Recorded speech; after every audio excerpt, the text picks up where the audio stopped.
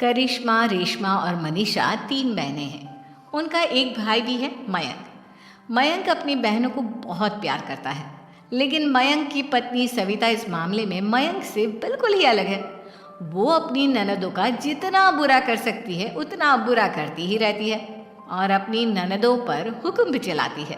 करिश्मा, करिश्मा, तुमने अभी तक नाश्ता नहीं बनाया? तुम्हारे भैया को ऑफिस जाने में देर हो रही है। हाँ भाभी, बस अभी बनाती हूँ। करिश्मा, तुम ये ढीलापन छोड़ दो। कल को पराए घर जाना है। वहाँ अगर तुम इस तरह से काम करोगी तो लोग क्या कहेंगे कि माँ ने और भाभी ने कुछ सिखाया नहीं।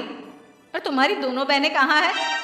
अब रेशमा मार्केट गई है और मनीषा सो रही है। क्या?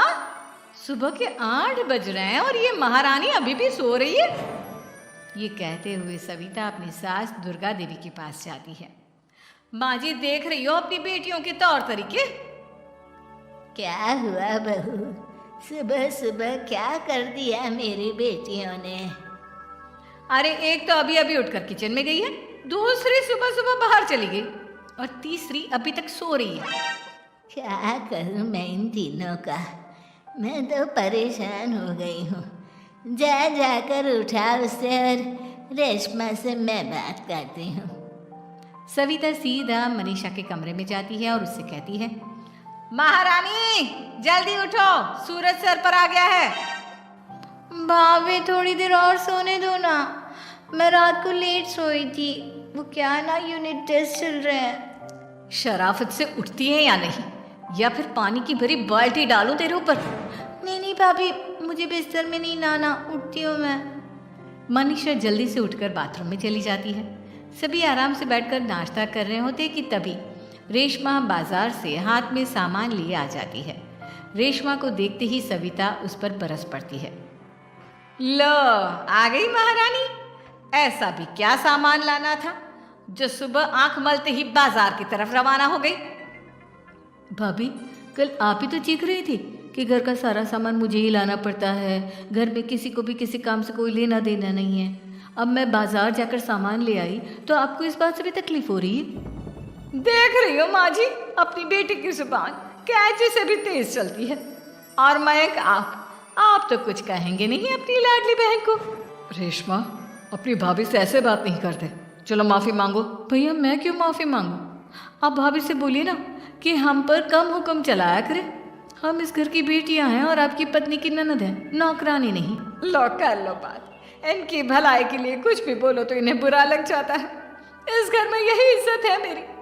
देख लो माँ जी, आपकी बेटी किस लहजे में मुझसे बात कर रही है।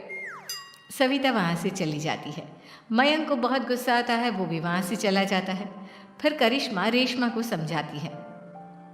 रेशमा, तुम्हें भाभी से माफ़ी मांग लेनी चाहिए थी ना। लेकिन दीदी, मैंने कुछ किया ही नहीं, तो मैं माफ़ी क्यों मांगू? हाँ करिश्मा दीदी, रेशमा दीदी जैसे ही घर में आई भाभी ही उन पर चिल्ला रही थी। हाँ, मैं मानती हूँ कि गलती भाभी की थी। मैं तो इसलिए बोल रही हूँ कि भाभी ने माँ को तो पूरी तरह अपने वश में कर लिया है। वो हमारी बात सुनती ही नहीं। मयंक भैया हमारे लिए हमेशा खड़े रहते हैं, इसलिए उनकी बात का मान तो तुम्हें रखना चाहिए था ना। कोई फ़ायदा नहीं दीदी, कुछ दिनों की बात और है, भाभी उन्हें भी हमारे खिलाफ भड़का देंगी। फिर वो भी माँ की तरह हमारी किसी बात का विश्वास नहीं करेंगे। इसी तरह सविता अपनी तीनों ननदों को किसी न किसी बात पर परेशान करती रहती थी। एक दिन मयंक अपनी तीनों बहनों के लिए गिफ्ट लाया। करिश्मा, ये तुम्हारे लिए हार का सेट। रेशमा, तुम्हारे लिए सुंदर सी ड्रेस। और मनीषा, तुम्हें किताबें पसंद है ना, तुम्हारे लिए किताबें लाया हूँ। थैंक यू भैया। थैंक यू भैया। थैंक यू भैया।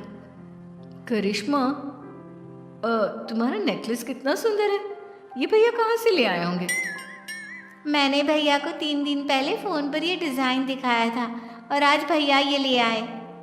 सविता तो अपनी ननदों की गिफ्ट्स देखकर जल गई और करिश्मा का नेकलेस तो उसे भी बहुत पसंद आया था। अपनी बहनों के लिए कितना अच्छा नेकलेस लेकर आए हैं, मुझे कभी कोई गिफ्ट नहीं दिया। मैं आज ही ये हार चुरा लूँगी। रात में सविता करिश्मा का हार चुरा लेती है और इसी तरह उसे अपनी ननदों की जो भी चीज़ अच्छी लगती वो उसे मांगती नहीं, बल्कि रात के अंधेरे में चुरा लेती। इसी तरह दिन बीतते गए और सविता ने मयंक के दिल में भी उसकी बहनों के लिए नफरत पैदा कर दी।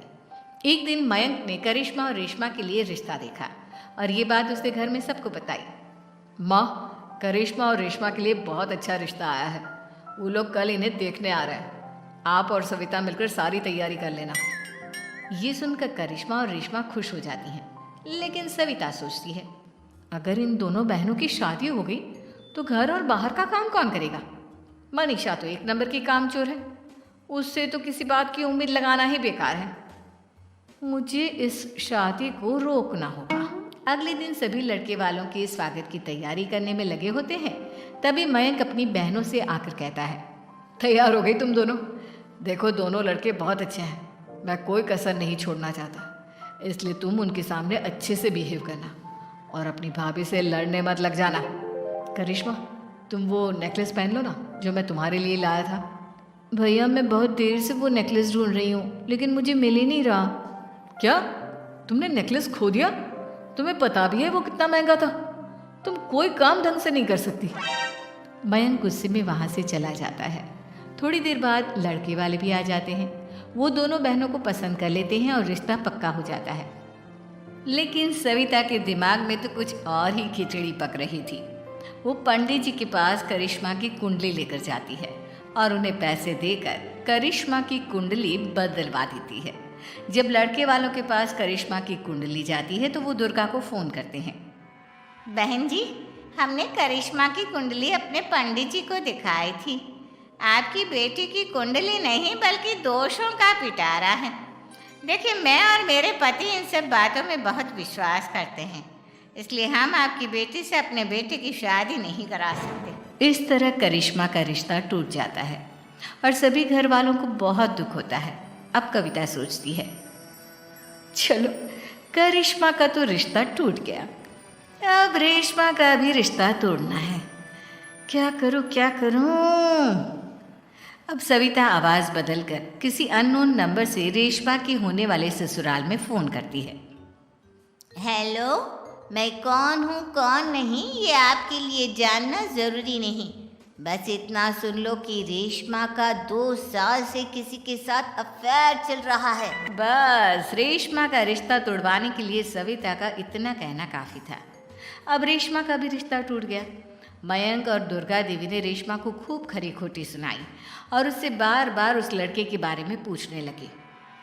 आप दोनों मुझे क्यों परेशान कर रहे हो? अरे कोई लड़का होगा मेरी लाइफ में तो मैं बताऊंगी ना। जब कोई है ही नहीं तो कहाँ से लाऊं मैं कोई लड़का? तो तेरे होने वाले ससुराल वालों को फ़ोन किसने किया था?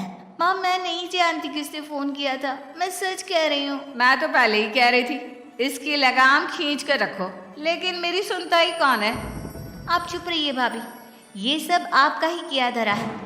अब तीनों बहनों को विश्वास हो जाता है कि ये सब उनकी भाभी ही कर रही है। तीनों बहनें अपनी भाभी को सबक सिखाने के लिए एक वकील कर लेती है और घर में हिस्सा मांगा। देखो भैया, माँ बाप की जायदाद में जितना बेटों का हक होता है उतना ही बेटियों का, इसलिए इस घर के 4 हिस्से होंगे और हमें अपना हिस्सा चाहिए।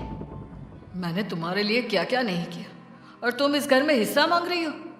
भैया, आप और माँ हम बहनों की कोई बात नहीं सुनते हो और भाभी हमारी शादी नहीं होने देगी क्योंकि उन्हें लगता है कि आप हमारी शादी में ज़्यादा पैसा लगाओगे और उन्हें हम जैसी फ्री की नौकरानी कहाँ मिलेगी।